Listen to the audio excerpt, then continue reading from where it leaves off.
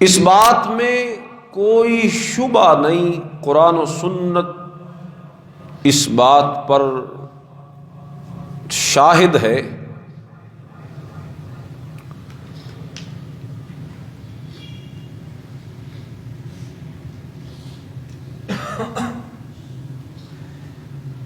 کہ اس کائنات کی سب سے بڑی متاع اور سب سے قیمتی خزانہ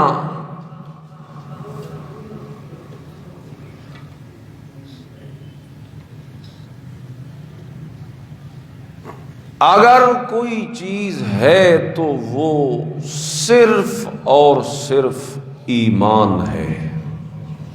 بے شک ایمان۔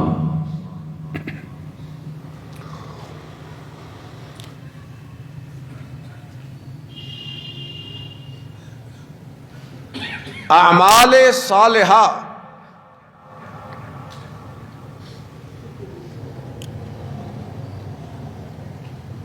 ان کی اہمیت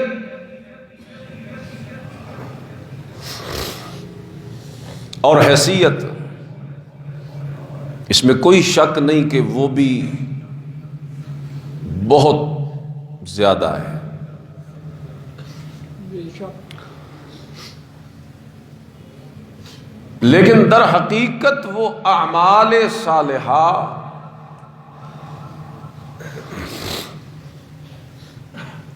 ایمان سے کوئی جدا چیز نہیں ہے۔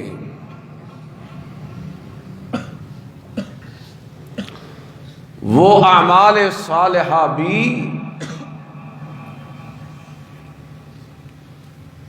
ایمان ہی کی بڑھوتری کے لیے، تازگی کے لیے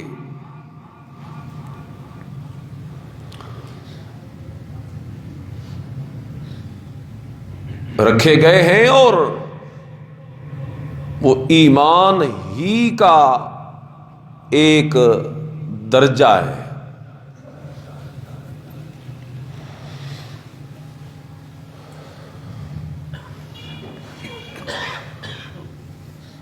اس لیے کہ ایمان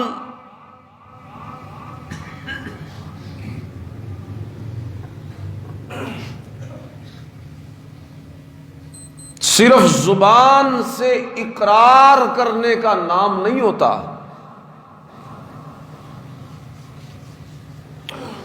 اگرچہ یہ بھی ایک درجہ ہے۔ زبان سے ایمان کا اقرار کرنا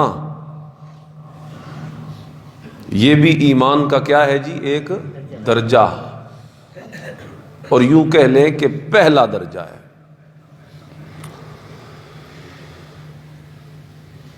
جب ہم پڑھتے ہیں اشہد اللہ الہ الا اللہ وحدہ لا شریک لہ واشہد ان محمدا عبدہ ورسولہ، تو یہ ایمان کی اس سیڑھی کا پہلا سٹیپ ہے جس پہ ہم قدم رکھتے ہیں جب ہم زبان سے یہ پڑھتے ہیں۔ بے شک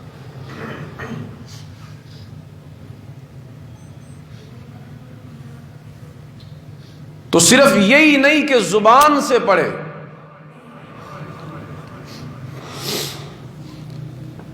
زبان سے پڑھنے کے بعد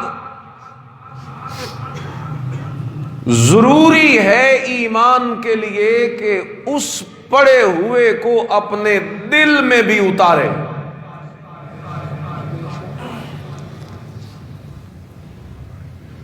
اگر زبان سے پڑھا ہے اور دل میں نہیں اتارا تو وہ ایمان بھی کوئی قابل قبول نہیں۔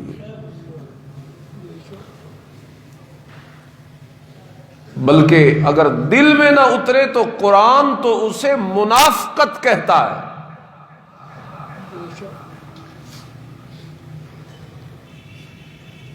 وَمِنَ النَّاسِ مَن يَقُولُ آمنا باللہ وبالیوم الآخر وما ہم بمؤمنین، لوگوں میں کچھ ایسے ہیں کہ جنہوں نے زبان سے یہ کہا ہے اور کہتے ہیں کہ ہم نے مانا اللہ کو بھی آخرت کے دن کو بھی، لیکن قرآن کہتا ہے وما ہم بمؤمنین، بے شک زبان سے کہہ لینے کے باوجود بھی وہ مومن نہیں ہے۔ نہیں ہے، بے شک اس کی وجہ کیا ہے؟ وجہ یہی ہے کہ زبان سے تو کہہ لیا ہے لیکن اس کہے کو دل میں اتارا نہیں۔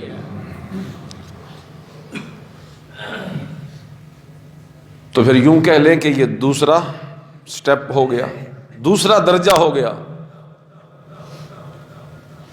کہ اول زبان سے کہے، جسے علماء اپنی اصطلاح میں کہتے ہیں اقرار باللسان، اقرار باللسان، زبان سے اقرار کرنا، اور یہ جو دل میں اتارنا ہے اسے کہتے ہیں تصدیق بالجنان، جنان دل کو کہتے ہیں، یعنی دل سے اس کی تصدیق بھی کرے۔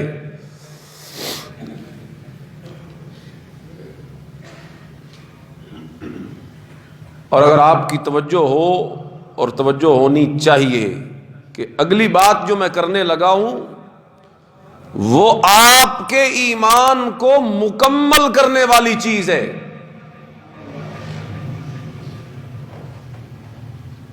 اور وہ تیسرا اور آخری درجہ ہے اور اعلیٰ درجہ ہے، جس درجے پہ جا کے تیرا میرا ایمان مکمل ہو جاتا ہے، بے شک اور وہ ہے عمل بالارکان،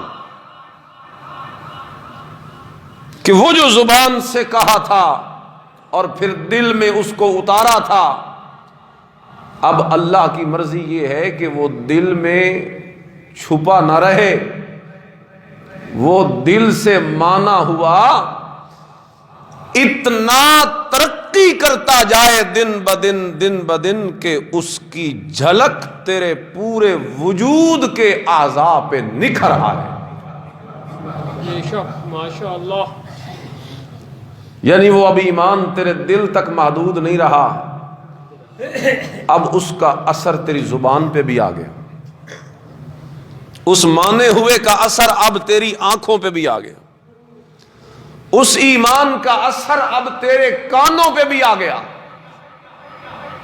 اس مانے ہوئے کا اثر تیرے دل دماغ پہ بھی آ گیا، اس مانے ہوئے کا اثر تیری چال ڈھال پہ بھی آ گیا، یعنی سارا وجود، الارکان، سب وجود کے تمام اعضاء کو کہتے ہیں عمل بالارکان، یعنی اب ایسا مانا ہے کہ صرف دل کو ہی مطیع اور منقاد نہیں کیا بلکہ اپنے پورے وجود کو اسی کے آگے جھکا دیا۔ سبحان اللہ، بے شک یہ کتنے درجے ہو گئے جی؟ 3۔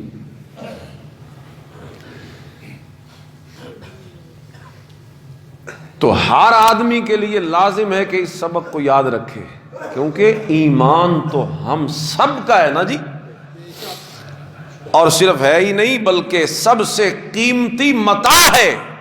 بے شک ہمارے پاس جتنے خزانے ہی کیوں نہ آ جائیں،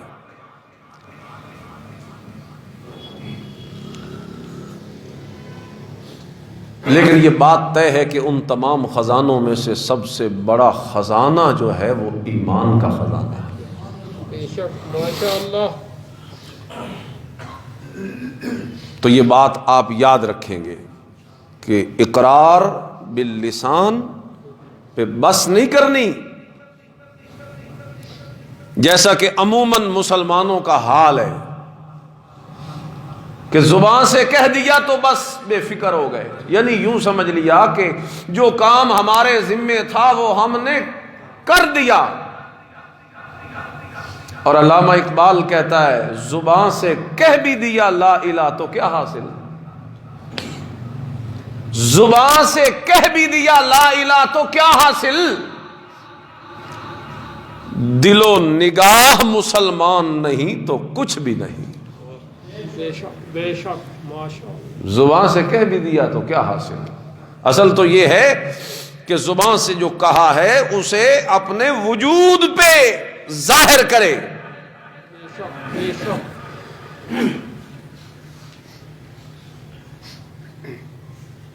بس یہ 3 درجے آپ ذہن میں رکھیں گے۔ میں جو باتیں کروں گا انشاءاللہ اللہ کی توفیق سے وہ اسی سے ہی ساری باتیں نکلیں گی۔ مین نقطے 3 آپ یاد رکھیں کہ ایمان صرف زبان سے کہنے کا پڑھنے کا نام نہیں، اور یہی بات اگر مسلمانوں کو سمجھ آ جائے خدا کی قسم مسلمانوں کا نقشہ ہی بدل جائے، بے شک نقشہ ہی بدل جائے۔ یہ جتنے بگاڑ ہیں ہمارے معاشرے میں، فسادات ہیں افراد کے یا جماعتوں کے یا دھڑوں کے یا گھروں کے یا محلوں کے یا معاشرے کے، یہ جتنے بگاڑ ہیں اور جتنے فساد ہیں، خدا کی قسم اس کے پیچھے بنیاد یہی ہے کہ ہم پکے اور سچے مومن نہیں، بے شک کیونکہ مومنانہ معاشرہ وہ یوں نہیں ہوتا، اس کی شکل کوئی اور ہوتی، بے شک بے شک۔ اس کی شکل کوئی اور ہوتی ہے۔ اللہ کرے اللہ ہمیں نصیب فرمائے، اس لیے کہ ہم بالکل ہی محروم تو نہیں نا کہ ہمارے پاس کچھ بھی نہ ہو، کچھ ہاتھ تو ہم نے پکڑا ہوا ہے اس رسی کو، کچھ کنارہ تو ہمارے ہاتھ میں ہے۔ بے شک اب ضرورت اس امر کی ہے کہ ہم اسی سے چمٹ جائیں۔ بے شک کافر تو اتنے بدقسمت ہیں کہ ان کے پاس تو وہ کنارہ بھی نہیں ایمان والا، وہ سہارا بھی نہیں ایمان والا، بے شک لیکن ہم تو خوش قسمت ہیں رب کعبہ کی قسم کہ اللہ نے ہماری کسی محنت کے بغیر مفت میں ایمان کی دولت کو ہماری جھولی میں ڈال دی۔ الحمدللہ ثم الحمدللہ۔ ہمارا اس پہ کوئی خرچہ نہیں ہوا، ہم مسلمانوں کے بچے ہیں، مسلمانوں کے گھروں میں پیدا ہوئے، ہمارے ماں باپ مسلمان تھے، ہم نے ان کے گھروں میں آنکھ کھولی تو ہم بھی کیا ہو گئے؟ مسلمان۔ اگر اللہ کی اسی ایک نعمت پہ ہم اگر سوچیں تو خدا کی قسم سب سے بڑی نعمت یہ ہے کہ اس نے ہمیں بغیر ہماری کسی محنت کے مومن اور مسلمان بنا دی،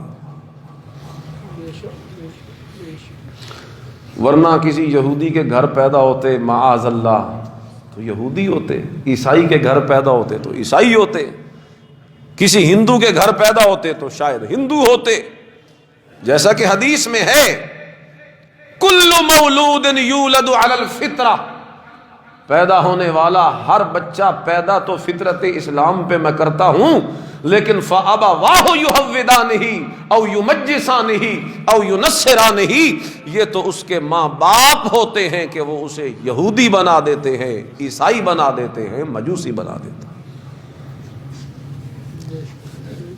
لیکن اللہ نے ہمیں ان کے گھروں میں پیدا نہیں کیا، اللہ نے ہمیں مسلمانوں کے گھروں میں پیدا کیا۔ کہو الحمدللہ۔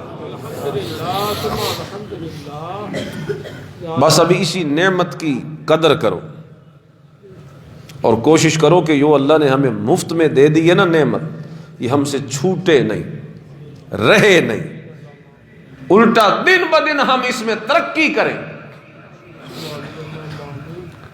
اور ترقی کیسے ہوگی جی؟ درجے چڑھے، اگلے 2 درجے۔ دوسرا درجہ تصدیق بالجنان، دل سے اسے مانے، دل سے مانے، اس لیے کہ ایمان کہتے ہی ماننے کو، عمل تو کرنے کو کہتے ہیں۔ اگر ایک ایک لفظ میں ان کی تعریفیں کرنا چاہو ایمان کیا ہے عمل کیا ہے، تو ایمان ماننا ہے، عمل کرنا ہے۔ کرنا بعد میں ہے، پہلا نمبر کس کا ہے؟ مانے تو صحیح نا، اور کیسا مانے؟ فَإِنْ آمَنُوا بِمِثْلِ مَا آمَنْتُمْ بِهِ فَقَدِ اهْتَدَوْا۔ سبحان اللہ۔ آپ کا مزاج نہیں ہے سر سننے کا؟ چلو آج اگر برداشت کرنا پہ گیا تو کر لو، کوئی بات نہیں۔ فَإِنْ آمَنُوا بِمِثْلِ مَا آمَنْتُمْ بِهِ فَقَدِ اهْتَدَوْا وَإِنْ تَوَلَّوْا فَإِنَّمَا هُمْ فِي شِقَاقٍ۔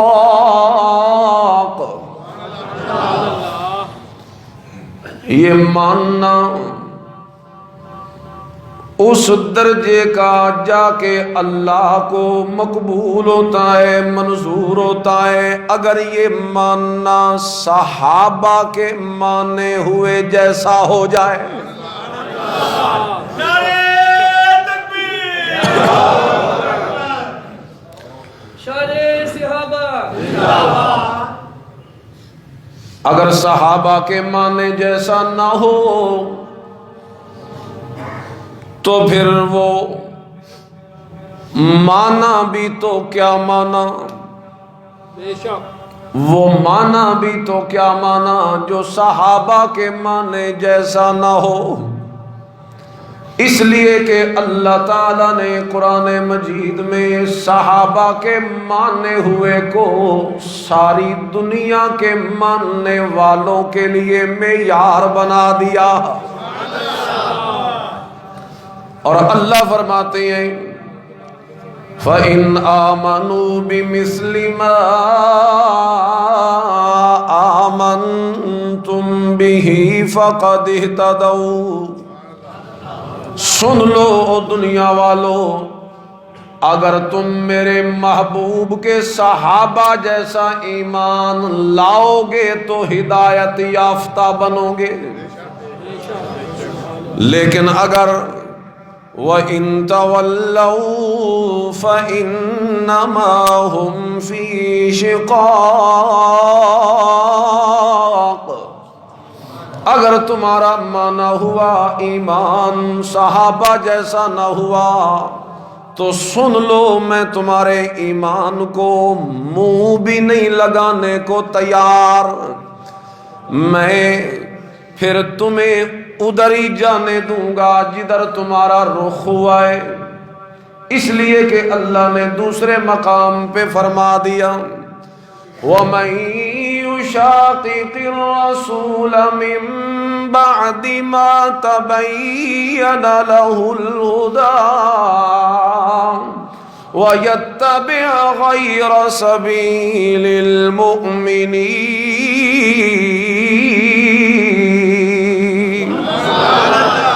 جن لوگوں نے رسول کی مخالفت کی اور صحابہ کے رستے کے علاوہ کسی اور رستے کو چنا، سن لو نولی ما تولا ونصلہ جہنم وساءت مصیرا، ہم انہیں ادھر ہی جانے دیں گے جدھر وہ جا رہے ہیں، اور اسی رستے سے ہی ہم انہیں جہنم میں پھینک دیں گے۔ تو ماننا وہ معتبر ہوا جو صحابہ کے ایمان جیسا ہو۔ اس میں کوئی شک نہیں کہ ہم اس درجے کو تو نہیں پہنچ سکتے نا کہ جیسا صحابہ کا ایمان ویسا ہمارا ہو جائے، یہ تو ہو ہی نہیں نہ سکتا، لیکن کم از کم کوئی جھلک تو ہو، صحابہ کے ایمان کی کوئی جھلک تو ہو ہمارے وجود میں، بے شک کیونکہ ان کو تو کہ ایسی اضافی چیز اللہ نے دے دی تھی نا جو ہمیں مل نہیں سکتی، اور وہ اضافی چیز کیا ہے؟ صحبت محمد الرسول اللہ صلی اللہ علیہ وسلم۔ اسی صحبت پیغمبر نے انہیں اعلیٰ کر دیا، عرفہ کر دیا، بالا کر دیا، بالا قدر کر دیا، برتر کر دیا، ایسا برتر کر دیا کہ اللہ قرآن میں ان کی تعریفیں کرنے لگ گئے۔ اور اللہ فرماتے ہیں اولئک علی ھدی من ربہم واولئک ھم المفلحون۔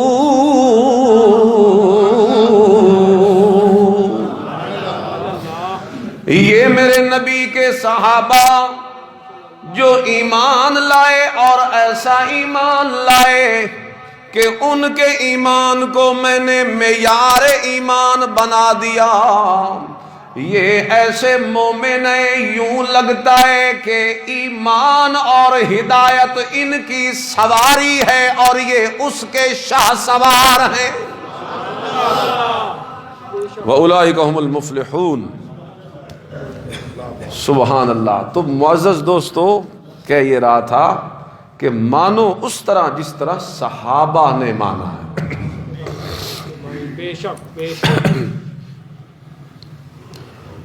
اور وہ ماننا جو صحابہ نے مانا آپ سب جانتے ہیں، وہ شروع جہاں سے ہوا، نقطہ آغاز اس ایمان کا ہے لا الہ۔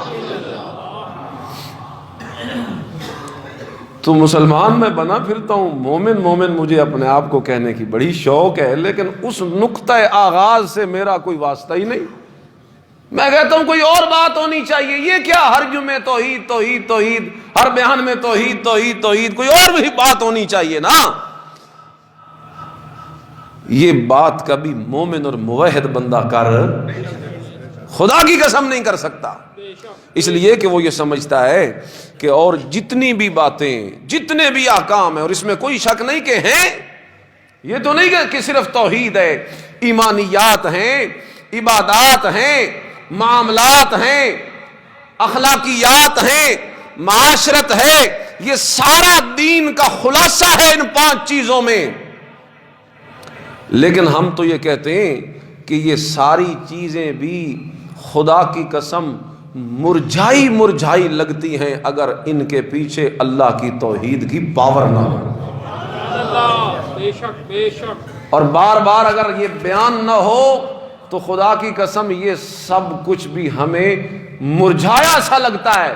ہمارے ایمان کی تازگی تب پیدا ہوتی ہے خدا کی قسم جب ہمارے دل میں ہر آن اور ہر لمحے اللہ کی توحید میں ترقی ہوتی جائے، بے شک بے شک۔ ایمان بڑھتا جائے، ایمان بڑھتا ہے نا۔ بے شک بے شک۔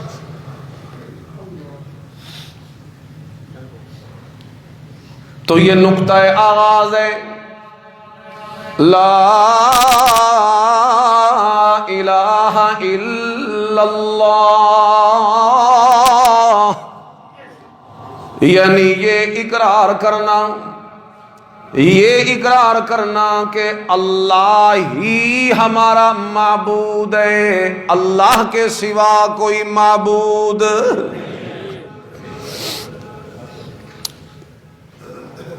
آپ تو استاد محترم سے سننے والے ہیں، چلو میں ایک بات کرتا ہوں، بھلا توجہ کیجئے، ہو سکتا ہے آپ کے دلوں کو لگ جائے، شاید کسی کے دل میں وہی بات بیٹھ جائے اور اسے عقیدہ توحید کا میٹھا میوہ نصیب ہو جائے۔ آمین اللہم آمین۔ یہ جو لا الہ الا اللہ ہے، اور اللہ اس میں مطالبہ کر رہے ہیں کہ توحید کے اقراری ہو جاؤ، توحید مانو۔ سوال یہ ہے کہ یہ کون سی توحید ہے جس کے اقرار کرنے کا اللہ ہم سے مطالبہ کر رہا ہے؟ یہ تو ہمیں پتا ہو نا، اس لیے کہ توحید ایک طرح کی تو ہے نہیں، توحید 2 طرح کی ہے۔ بولو توحید، سمجھیے۔ ایک ہے توحید ربوبیت، رب سے، رب کا لفظ ہے نا، اسی سے نکلا ربوبیت، یعنی رب والی توحید۔ اور ایک ہے توحید الوہیت، الہ سے نکلا الوہیت، یعنی ایک ہو گئی رب والی توحید اور ایک ہو گئی الہ والی توحید۔ قرآن ہی سے بیان کرتا ہے، یہ کوئی میرا اپنا فلسفہ نہیں، قرآن ہی سے بیان کرتا ہے بے شک کہ یہ جو مشرکین مکہ تھے یہ سارے اللہ کی ربوبیت کے قائل تھے، یعنی حضور علیہ السلام کے تشریف لانے سے پہلے بھی یہ اللہ کو رب مانتے تھے۔ اب رب کون ہوتا ہے؟ رب وہی ہوتا ہے جو چیز کو پیدا کرے، پیدا کرنے کے بعد پالے، اور پالنے کے بعد اتنا پالے اور خیال رکھے کہ اس چیز کو اپنے کمال تک پہنچا دے۔ بے شک رب ہوا انشاء الشیء حالا فحالا الی حد التمام الی حد الکمال، وہ رب ہوتا ہے۔ اللہ اکبر۔ تو نبی اکرم صلی اللہ علیہ وسلم کے تشریف لانے سے پہلے سارے لوگ مشرکین مکہ کے وہ توحید ربوبیت کے اقراری تھے۔ سورہ یونس گواہی دیتی ہے، سورہ قصص میں اللہ نے بتایا، اور کئی سورتوں میں بتایا، سورہ عنکبوت میں بتایا، وَلَئِن سَأَلْتَهُم مَّنْ خَلَقَ السَّمَاوَاتِ وَالْأَرْضَ وَسَخَّرَ الشَّمْسَ وَالْقَمَرَ لَيَقُولُنَّ اللَّهُ۔ اگر آپ ان سے سوال کریں کہ آسمان و زمین کو پیدا کرنے والا کون ہے، سورج اور چاند کو تمہارے کام میں لگا دینے والا کون ہے، یہ تمہیں جواب دیں گے میرے پیغمبر، لَيَقُولُنَّ اللَّهُ، کہ وہ اکیلا اللہ ہے، اس میں اس کا کوئی شریک نہیں۔ وَلَئِن سَأَلْتَهُم مَّن خَلَقَهُمْ، اگر آپ ان سے یہ سوال کریں کہ انہیں پیدا کرنے والا کون ہے، یہ پھر بھی کہیں گے لَيَقُولُنَّ اللَّهُ،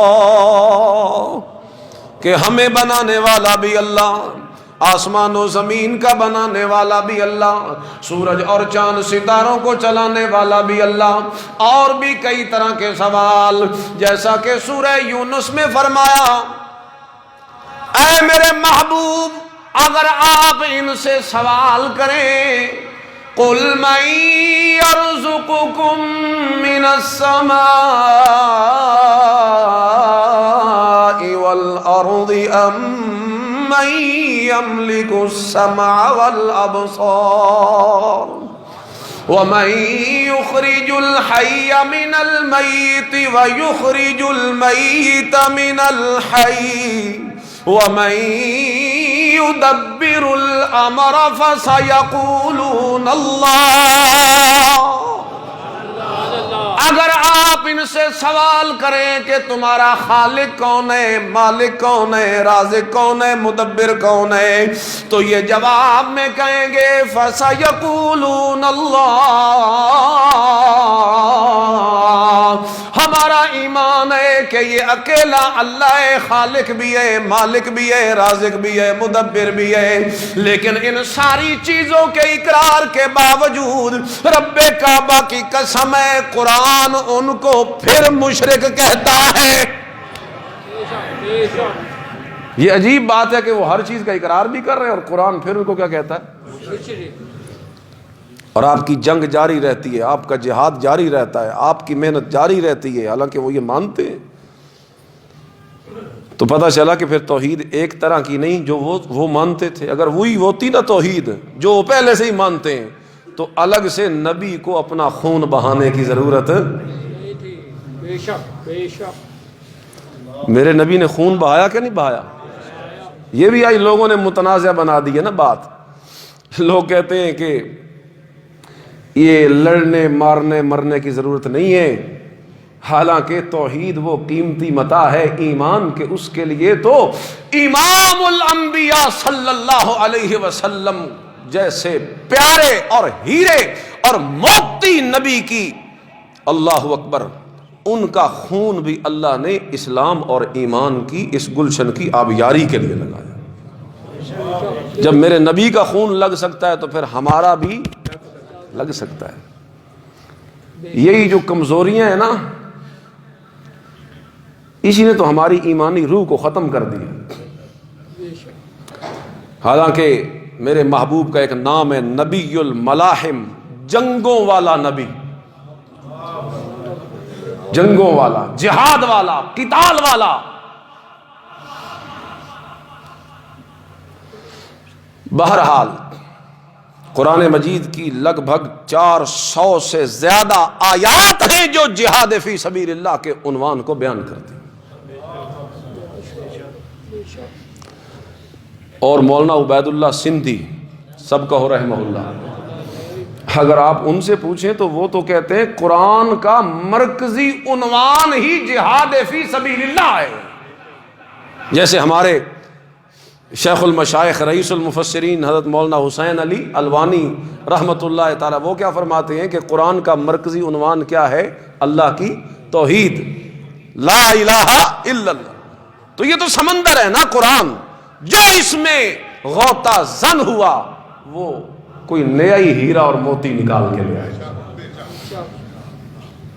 بہرحال یہ چیزیں ایسے ہم نے فضول سمجھ رکھی ہیں، ورنہ دین میں اور ایمان و اسلام میں تو اس کی بڑی اہمیت ہے۔ بہرحال یہ ایک طرح کی توحید ہے، اور دوسری توحید وہ ہے جس کی تبلیغ کے لیے اللہ نے میرے محمد کو بھیجا تھا۔ زور سے کہیں صلی اللہ علیہ وسلم۔ بے شک بے شک۔ تو پھر پتہ چلا اصل توحید تو وہی ہے جس کے لیے امام الانبیاء صلی اللہ علیہ وسلم تشریف لائے۔ اور کیا کہتے ہو؟ صرف امام الانبیاء تشریف لائے؟ سورۃ انبیاء کہتی ہے وَمَا أَرْسَلْنَا مِن قَبْلِكَ مِن رَّسُولٍ إِلَّا نُوحِي إِلَيْهِ أَنَّهُ لَا إِلَٰهَ إِلَّا أَنَا فَاعْبُدُونِ۔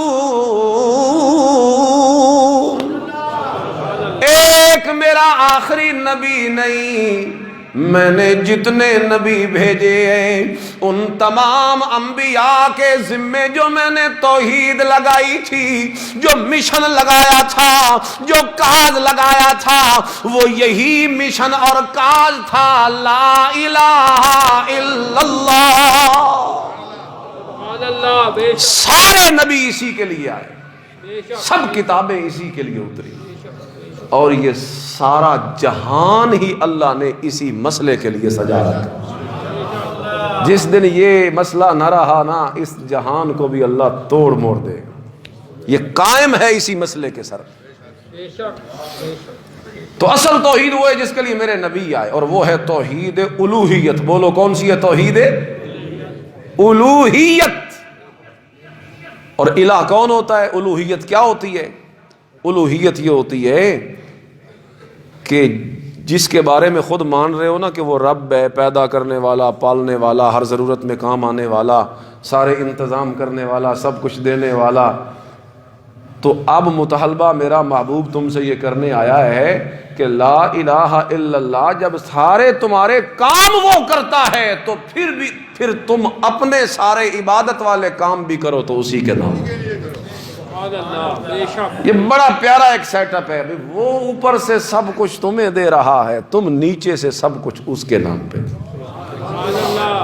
کتنا پیارا ایک تعلق، اس سے کتنا مضبوط ہوگا۔ اب دیتے نہیں کہ جو آپ کو کچھ دیتا ہے آپ اس کو کچھ دیتے ہیں، جو آپ کو ہدیہ دیتا ہے آپ اس کو ہدیہ دیتے ہیں، جو آپ کو تحفہ آپ اس کو دیتے ہیں، تو بالکل اسی طرح وہ جیسے حدیث میں نا تحادو تحابو، ایک دوسرے کو تحفے دو محبت بڑھے گی۔ خدا کی قسم میں کہتا ہوں وہ تمہیں دیتا ہے، تم اسے دے کے تو دیکھو، جو تعلق تمہارا اللہ کے ساتھ مضبوط ہوگا وہ اور کہیں مضبوط نہیں، جو تعلق تمہارا یہاں مضبوط ہوگا اپنے اللہ سے وہ کہیں نہیں ہوگا۔ بے شک تو ایمان میں مضبوطی دکھاؤ.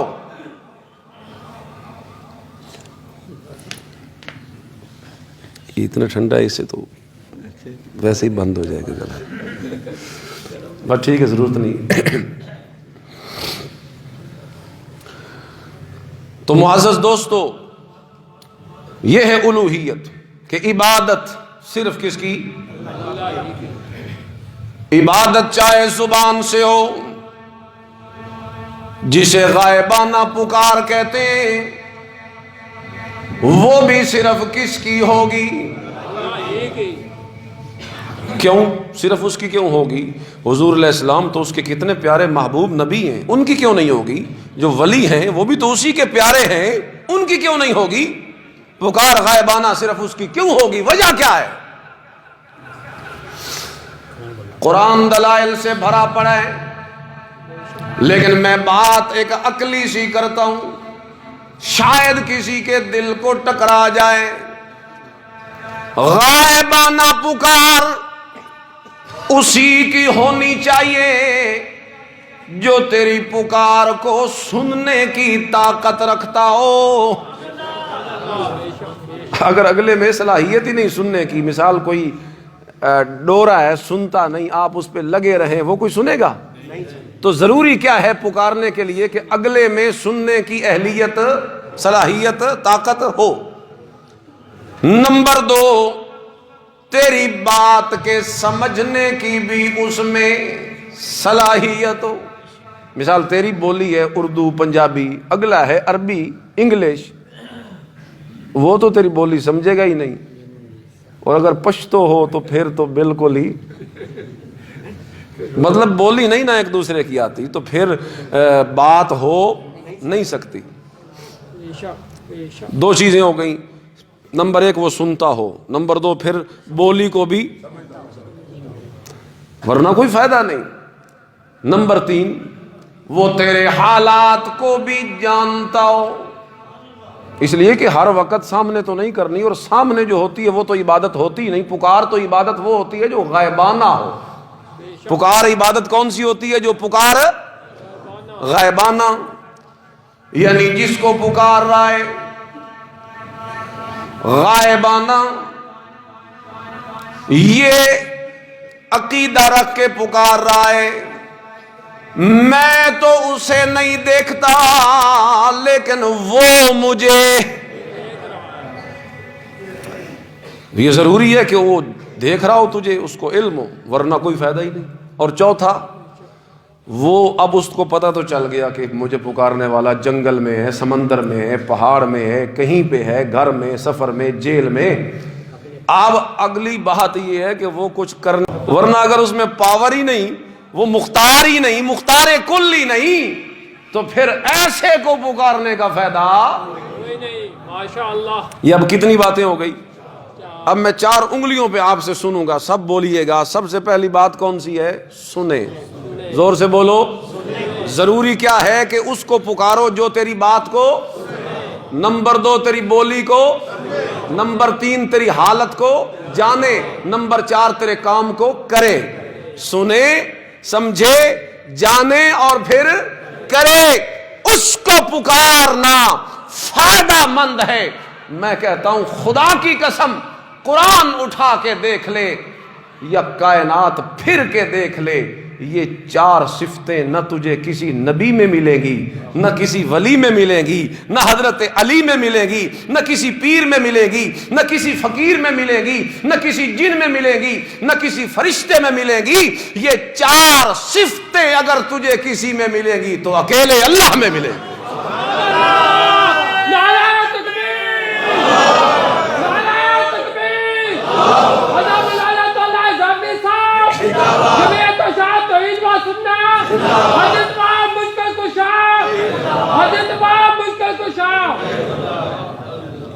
تشریف رکھیں، میری بات پہ توجہ کریں، وقت تھوڑا رہ گیا ہے، بس میں اپنی بات کو سمیٹنا چاہتا ہوں. تو یہ ہے غائبانہ پکار، عبادت ہے تو یہ اس کی کرو بھائی جو سنے، سمجھے، جانے، دیکھے، کرے سب کچھ. اور قرآن کہتا ہے اللہ کے سوا جو ہیں وہ نہ تیری غائبانہ سن سکتے ہیں، نہ کائنات میں کوئی ایسا ہے جو ہر بولی جاننے والا ہو، اس لیے کہ پکارنے والا تو ہر کوئی ہے نا، تو ضروری ہے کہ ہر بولی آتی ہو۔ کائنات میں ایسا کوئی نہیں جو ہر بولی کے جاننے والا ہو، کائنات میں ایسا کوئی نہیں جو پردوں کے پیچھے ہر حالت سے واقف ہو، اور کائنات میں ایسا بھی کوئی نہیں جو تیرے ہر کام کرنے کی طاقت رکھتا ہو۔ اس لیے کہ کبھی کبھی سوال بڑے عجیب آ جاتے ہیں، آتے ہیں کہ نہیں آتے؟ کبھی کبھی سوال آ جاتے ہیں۔ مثال کے طور پہ قرآن کہتا ہے رب انی وہن العظم منی، عجیب سوال آ گیا۔ مانگنے والا بوڑھا پیغمبر زکریا علیہ السلام سوال کرتے ہیں رب انی وہن العظم منی، تو دیکھ رہا ہے، تو خوب جانتا ہے کہ میری ہڈیوں کا رس ختم ہو چکا ہے، واشتعل الراس شیبا، اور میرا سر جو ہے یہ سفیدی کے مارے چمک اٹھا ہے، بال میرے سفید ہو چکے ہیں، لیکن ایسی بڑھاپے کی عمر میں بھی میرا سوال یہ ہے کہ مجھے بیٹا عطا فرما دے۔ اب بتاؤ بھائی یہ کام کون کر سکتا ہے؟ جو ساری پاور رکھتا ہو، اور جسے پاور اور طاقت نہ ہو وہ پیغمبر کے اس سوال کو کیسے پورا کر سکتا ہے؟ تو پھر ثابت ہو گیا کہ ہر طرح کا اختیار رکھنے والا جب اکیلا اللہ ہے تو پھر غائبانہ پکار کا حقدار بھی اکیلا۔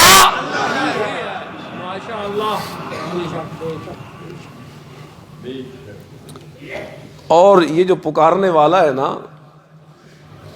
کبھی کبھی تو ایسا کیس آ سکتا ہے خدا کی قسم دربار میں کہ پکارنے والا مچھلی کے پیٹ میں چھپا ہوا ہوتا ہے، تو وہاں سے کون جانے؟ تو اب ضروری ہے کہ اگلا ایسا ہو جس کو پکار رہے ہو کہ وہ مچھلی کے پیٹ میں بھی تیری حالت کو دیکھ رہا ہو۔ اور کبھی کبھی ایسے ہوتا ہے کہ پکارنے والی تو مخلوق بہت ہی چھوٹی ہوتی ہے، جیسے حضرت موسیٰ علیہ السلام کو حکم ہوا تھا کہ پتھر پہ لاٹھی مارو تو ٹوٹا، تو اندر ایک اور پتھر نکلا، پھر لاٹھی مارو تو پھر ایک اور پتھر نکلا، پھر لاٹھی مار میرا پیغمبر۔ جب تیسرے پتھر کو توڑا تو اندر سے ایک باریک سا کیڑا نکلا اور منہ میں سبز پتا لیے اللہ کی تسبیحیں کر رہا۔ تو فرمایا ابھی کیا حیران ہوئے، ذرا کان لگاؤ میں سنوا دیتا ہوں، کہ میں سنوا تو سکتا ہوں نا، یہ تو میری طاقت ہے۔ جو کان لگایا تو وہ اللہ کی تسبیحیں پڑھتے ہوئے کہہ رہا تھا سبحان من یرانی سبحان من یرانی ویسمع کلامی ویعرف مکانی ویرزقنی ولا ینسانی۔ وہ میرا مالک مزہ آیا ماننے کا کہ میں نے تو ایسے کو مانا ہے جو پتھروں کے اندر بھی مجھے دیکھ بھی رہا ہے، سن بھی رہا ہے، میری پکار کو قبول بھی کر رہا ہے اور تازہ روزی بھی دے رہا ہے۔ آپ کا بھی یہی کہتا ہوں، اگر کوئی نیا دوست آیا بیٹھا ہے اس کو پکار جو سب کچھ کرتا ہو۔ آج لوگ کہتے ہیں یار یہ ایسے مسئلہ بنا رکھا ہے، اگر کسی نے کہہ دیا یا علی مدد تو کیا ہو گیا، اگر کوئی کہتا ہے یا رسول اللہ مدد تو کیا ہو گیا، بھائی اس کی عقیدت ہے، محبت ہے، اور میں کہتا ہوں عقیدت رکھو بے شک، لیکن عقیدت میں آ کر عقیدہ خراب نہ کرو، عقیدت کو اپنی جگہ پہ قائم رکھو اور عقیدے کو اپنی جگہ پہ قائم رکھو، اس لیے کہ عقیدت میں آگے بڑھ کر عقیدہ خراب کر لینا یہ مسلمانوں کا شیوا نہیں، یہ عیسائیوں یہودیوں کا شیوا۔ میں نہیں کہتا، حضور خود فرما گئے لا تطرونی کما اطرت النصارى ابن مریم، اوے مجھے بڑھانے والو، میری شان بیان کرنے والو، مجھے اتنا نہ بڑھانا جیسے عیسیٰ بن مریم کو عیسائیوں نے بڑھا دیا۔ تھے وہ ابن اللہ اور تھے وہ عبد اللہ اور بنا دیا ان کو ابن اللہ، تھے وہ اللہ کے بندے اور یہ کہتے ہیں وہ اللہ کے بیٹے۔ تو عقیدت میں اتنے آگے نہ بڑھو کہ خدا کی حدوں سے اسے، میں تو اکثر اپنی تقریروں میں کہتا ہوں خدا کی قسم کہ دین کو اگر سمجھنا چاہتے ہو نا تو دین سارا حد بندی کا نام ہے. بولو سارا دین کیا ہے؟ حد بندی. کیا ہے جی؟ یہاں درجے کھینچے. یہاں نبی کو کیوں بھیجا گیا؟ اس لیے کہ لوگوں نے ہر چیز کو گڑمڑ کر رکھا تھا، حالانکہ اللہ نے درجے الگ الگ بنا کے شان اور جو ہے مقام اس کو تقسیم کر رکھا تھا. ایک درجہ ولایت کا ہے، اس سے اوپر کا درجہ شہیدوں کا ہے، اس سے اوپر کا درجہ صدیقوں کا ہے، اس سے اوپر کا درجہ نبیوں کا ہے، اس سے اوپر کا درجہ امام الانبیاء کا ہے، اور اس سے اوپر کا درجہ امام الانبیاء کے خدا کا ہے.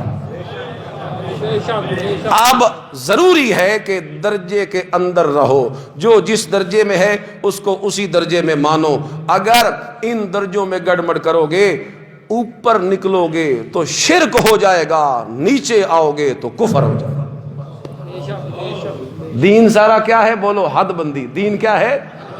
ان حد بندیوں کا خیال کرو تو یہ ایمان ہے. ہر طرح کی عبادت اکیلے اللہ کے لیے، لا الہ الا اللہ. غائبانہ پکار اکیلے اللہ کے لیے، سجدہ ہو تو اکیلے اللہ کے لیے، نظر نیاز ہو قربانی ہو تو اکیلے. لوگوں نے اس کو مسئلہ بنا کے رکھ دیا. بھائی تمہیں کیا تکلیف ہے اگر کوئی کہتا ہے نظر اللہ نیاز حسین، تو تم کیوں روکتے ہو بھائی؟ ہم کہتے ہیں یار ہمیں کیا تکلیف ہو سکتی ہے، حسین تو ہمارا ہے، اور حسین تو اور علی بھی. ہم جیسے صحابہ والے ویسے اہل بیت والے، تو ہمیں کیا تکلیف ہو سکتی ہے؟ تو پھر تم کیوں منع کرتے ہو جی؟ بھائی منع اس لیے کرتے ہیں، یہاں حسین یا علی یا اہل بیت یا صحابہ کی بات ہی کوئی نہیں. اگر کوئی یوں کہے نا نظر اللہ اور نیاز ابو بکر، ہم پھر بھی کہیں گے حرام ہے. اگر کوئی کہے نظر اللہ نیاز عمر، ہم پھر بھی کہیں گے کیا ہے. اگر کوئی کہے نظر اللہ نیاز عثمان، پھر بھی کیا ہے. اور اگر کوئی کہے نظر اللہ نیاز امیر معاویہ، پھر بھی کیا ہے.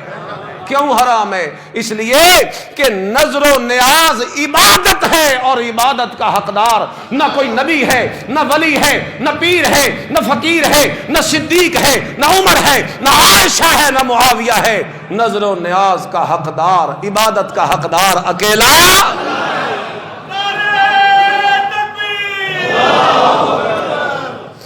ادھر دیکھو نا میری طرف، ایک منٹ میں بات کرتا ہوں.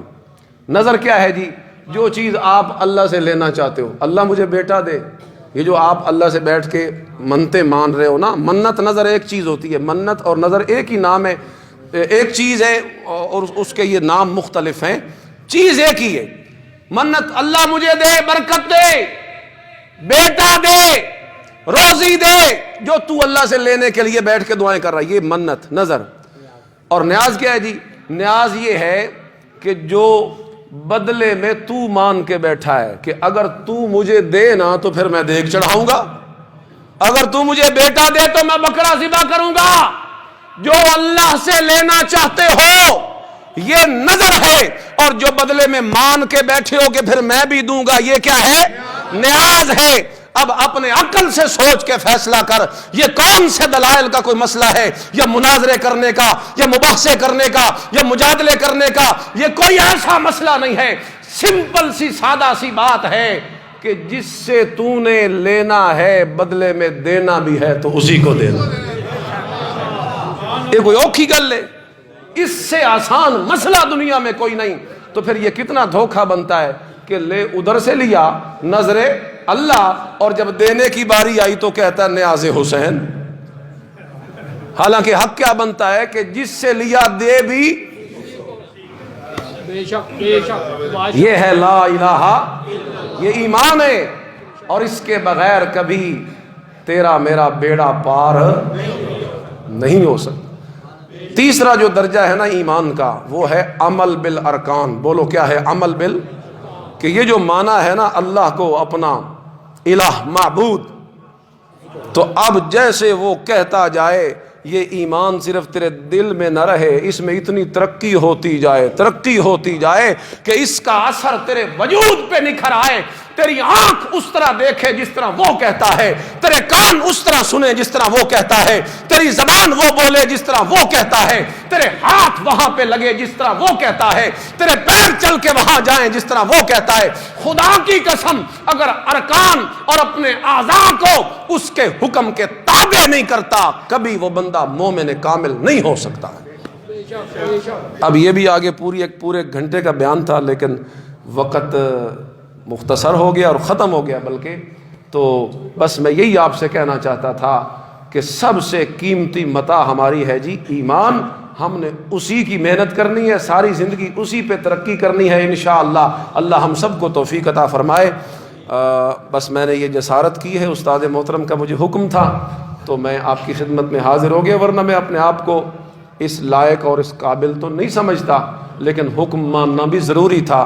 بہرحال میں نے جو کچھ کہا اللہ اس پہ ہم سب کو عمل کی توفیق نصیب فرمائے۔ آخر میں ایک استادوں کا ایک حکم ہے